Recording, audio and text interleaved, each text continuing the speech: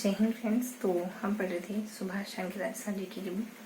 शुरू करते हैं आज का सेशन ठीक वैसे ही जैसे कि जनरली शुरू करते हैं मोटिवेशनल कोट या प्रेरक विचार के साथ। आज की पंक्तियां हैं कि इंसान ख्वाहिशों से जिंदा है और ख्वाहिशों से ही खाए। आपको पता है कि अगर ये करेंगे तो तकलीफ होगी, किसी से प्यार करेंगे तो तकलीफ होगी, है ना। कभी नहीं बोलेगा तो, कभी फोन नहीं उठाएगा तो फिर भी करेंगे, है ना। ये प्यार सिर्फ लोगों से ही नहीं होता है, अपने एम से भी हो सकता है ना, नौकरी के लिए। ठीक है, पता है कि खूब पढ़ना पड़ेगा, फिर भी चाह रहे हैं कि ये बन जाए, क्योंकि यही तो जिंदगी है। ठीक है, शुरू करते हैं आज का सेशन। आज क्या पढ़ेंगे हम? गति पढ़ेंगे, पहला दूसरा तीसरा नियम, समय संरक्षण का नियम, आवेग, समय, ये सब पढ़ने वाले हैं, है ना। बल की मात्रा, ये सारे कॉन्सेप्ट सीखेंगे। इन सारे कॉन्सेप्ट को हमने ना मोटे तौर पर पढ़ा है अभी, बहुत ज्यादा फाइन नहीं। उदाहरण हमने एक सर से निगाह से देखे, इतना इंश्योर कर सकती हूँ कि आपको चीजें याद हो जाएगी अगर आप दोनों से सेशन लेते हैं तो।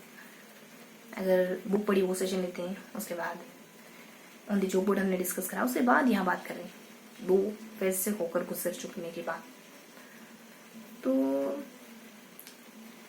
तीनों चीजें देखेंगे तो आपको भी चीजें याद हो जाएंगी। ठीक है, शुरू करते हैं आज का सेशन। तो गति का पहला नियम क्या कहते हैं कि अगर वस्तु चल रही है या फिर वस्तु रुकी हुई, तो जब तक उस पर कोई बल नहीं लगाओगे ना तब तो वस्तु हिलेगी नहीं, इसी को जड़त्व कहते हैं। इसके बहुत सारे उदाहरण पढ़े थे हमने कि ऐसे कौन सा उदाहरण हो सकते हैं जिसमें वस्तु चल रही है या फिर वस्तु ठहरी हुई है, जिस पर अपन बल लगाते हैं तो चलायमान हो सकती है। अगर आपको नियम समझ आएगा तो उदाहरण आप जोड़ सकते हो।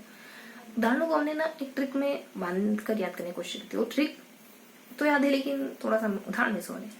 गाड़ी है ना, गाड़ी से कूदना या फिर गाड़ी में बैठे रहने पर हम आगे पीछे होते हो। और पता है वो ट्रिक क्या थी अपने लिए? आप गाड़ी में सामान भर के कहीं जा रहे, घर का सामान भी लिया और आपकी दुकान का सामान भी लिया, पलायन कर रहे हैं। थीम समझ गए ना, पहले नियम की थीम क्या है?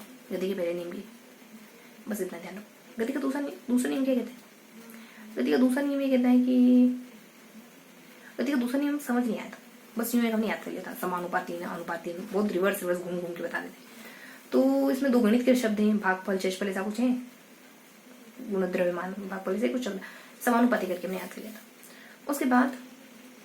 उसके बाद 3-4 बातें थी जो हमने हिंदी, अंग्रेजी, गणित ऐसे करके ध्यान रखनी थी। शून्य, गणित का शून्य आ रहा था यहाँ, अंग्रेजी का न्यूटन आ रहा था, पता नहीं क्या आ रहा था, हिंदी का किलोग्राम पता नहीं क्या आ रहा था। दूसरा नियम बहुत ज्यादा पता नहीं हमको। तीसरा नियम अच्छा है कि अगर आप बल लगाते हैं तो आप पर भी सामने से कोई वस्तु बल लगा रही। अगर आप ऐसे हाथ करें तो हवा भी आपके हाथ को पीछे करने की कोशिश करी, हालांकि वो नहीं करी लेकिन कोशिश करी। इसको गति का तीसरा नियम। इसके उदाहरण थे हमने कहा था पानी, कुआं, नाव, बंदूक, रॉकेट, ऐसा करके हमने याद एक आधा ऐसा करके याद करने की कोशिश करी। समझ लेना, कोई सी रस्सी टूट जाती, पीछे हो जाते हैं, रॉकेट ऊपर जाता है, नाव पीछे धकेलती है, बंदूक, ये सारे था। पहला दूसरा नियम तो पता है, दूसरा नियम इतना अच्छे से नहीं बता। फिर आवेग किसको कहते हैं, समय किसको कहते हैं? ये समय का आवेग ये थोड़े टेक्निकल चीजें बहुत ज्यादा अच्छे से नहीं बताऊंगा। आवेग का तो फिर भी उदाहरण वगैरह आगे तो थोड़ा समझ सकते हैं। समय की कुछ उदाहरण है, ये बताया आदेश राशि है, वदिश राशि है, सूत्र बता दिया था कि ये सूत्र है, कुछ ऐसे मतलब एम मतलब पता नहीं क्या होता है, मावा, MV, ये जो अपना है ना समय, ये गुणनफल होता है MV का, M से द्रव्यमान, V से वेग है शायद तक, ये पता नहीं चला था, इसको छोड़ सकते। आवेग ध्यान रखो, आवेग में अपन कहते हैं कि भागफल है, इसका सूत्र भी है T इंटू दो चीजें मल्टीप्लाई करते हैं अपन, T और एक और पता नहीं क्या है, T यानी समय और आगे पता नहीं क्या था यार। आवेग के उदाहरण बताऊँ मैं आपको। उदाहरण है कि मैदान में हमको ज्यादा लगती है, मिट्टी के मैदान में कम लगती है। फिर खिलाड़ी हाथ से तोड़ देता है मिट्टी, उसको, पत्थरों को, ईंटों को, ने पोला करते हैं अपन मैदान को, अगर ऊंची जंप वगैरह करना हो तो। ने स्प्रिंग लगी हुई होती है कारों में, ने कील ठोकने हो तो अगर अंदर तक ठोकने तो भारी थोड़ा इस्तेमाल करना होगा। फिर गेंद कैच करनी हो तो पीछे की तरफ हाथ करता है। ये सारे बातें थी आवेग से जुड़ी। पहला दूसरा तीसरा नियम समय संरक्षण का नियम क्या कहता है? समय संरक्षण की परिभाषा तो समझ नहीं, संरक्षण क्या है? त्वरण भी मेंशन था, पता है कहीं पे त्वरण क्या होता है, त्वरण भी पता तो नहीं चला क्या होता है, पर ऐसी परिभाषा याद कर ली थी हमने। परिभाषा है ना, पिछले कुछ जो परिभाषा पढ़ी उन्हीं में से त्वरण बताऊंगी मैं आपको। त्वरण की परिभाषा तो याद नहीं है, लेकिन कुछ कुछ तो पता है इसके बारे में। ये ऋणात्मक ने, धनात्मक ने, मंदन कहते हैं ऋणात्मक को ही ने, इसके साथ सूत्र आ गए थे, फिर 1/2 1/2, मतलब टेक्निकली चीजें हमने याद तो कर ली, लेकिन पता कुछ नहीं सही असल मायने बताऊँ तो। मैं आपको क्या बता रही थी, त्वरण ने बता रही थी। पहला दूसरा नियम है समय के आवेगे, फिर मैं आपको बता रही थी वेग इसका संरक्षण का नियम, गति के संरक्षण का नियम, सड़क संरक्षण का नियम। सड़क संरक्षण का नियम पता बहुत ज्यादा नहीं है, लेकिन 4 शब्द से परिभाषा नहीं बताया हमको। विपरीत बल लगाता है, पृथ्वी पर वस्तु बल लगा रही तो वस्तु पृथ्वी बल लगा रही है, और दूसरे नियम के बीच में कई दूसरा और तीसरा नियम इस शब्द का जिक्र किया है। मेन बात बताऊँ, इसका उदाहरण है गेंद वाला। गेंद अगर दोनों गेंद टकराती तो जुड़ हो जाता बल।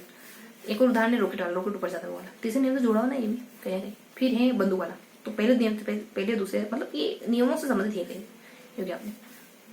फिर दूरी, चाल, समय, विस्थापन, ये सब। दूरी किसको कहते हैं, रास्ते में जो सफर तय करे उसको दूरी। अदिश राशि होती है, ऋणात्मक कभी नहीं हो सकती। और वेग किसको कहते हैं, वेग जो दूरी किस दिशा में हो रही है, इसे कुछ परिभाषा थी वेग की।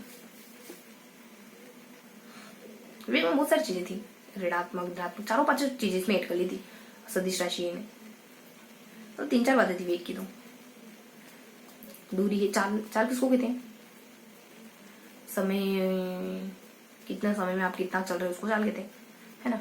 विस्थापन किसको कहते हैं, शुरुआती पॉइंट से लास्ट पॉइंट के बीच में जो सबसे कम जगह होगी ना, सबसे कम लिया हुआ समय, शुरुआती पॉइंट से सबसे लास्ट पॉइंट में सबसे कम, ऐसा था कुछ, इसको विस्थापन कहते हैं।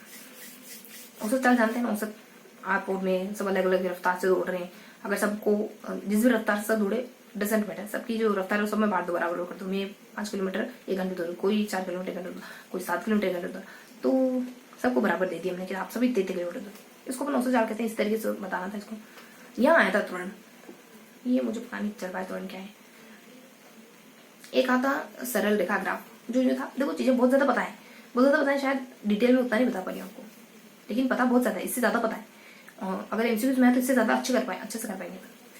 एक साथ समान ग्राफ, सीधी रेखा को चाल को बताते समान, ये मैंने आपको सब मिक्स में बताती है जितना भी मैंने पढ़ा। थोड़ा सा अरेंज करो कि इसको देखो, 3 लास्ट पेज पे, तीसरे नंबर वाले पेज पे 3 बातें, दूसरे नंबर वाले पेज पे गति के दोनों नियम, और पहले वाले पेज पे छोटे कॉन्सेप्ट जो मैंने आपको बताया, दूरी है, चाल है, विस्थापन है, औसत चाल है, त्वरण है, समय ग्राफ है, ये छोटे कॉन्सेप्ट है, छोटे से बहुत छोटे।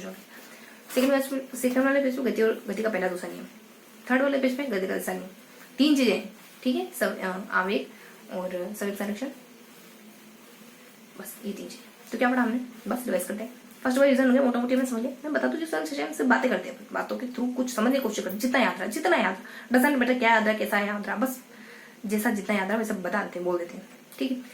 तो पहले में छोटे कॉन्सेप्ट, दूसरे में दोनों नियम, तीसरे में 3 पॉइंट पढ़े, ठीक है। तो छोटे कॉन्सेप्ट, दोनों नियम, और तीसरे में तीनों नियम, यहाँ पे तीसरा नियम भी, ठीक है। तो पहले में छोटे कॉन्सेप्ट हैं, दूसरे में गति के दोनों नियम है, और तीसरे में गति मेन में बता रही हूँ ना, गति के दूसरे नियम क्या एक और चीज है, लेकिन हाँ गति के दोनों नियम, और लास्ट में 3 कॉन्सेप्ट, छोटे कॉन्सेप्ट, दोनों नियम और 3 कॉन्सेप्ट। ये था पूरा सेशन। मिलते हैं इसी के अगले सेशन में, तब तक के लिए जय।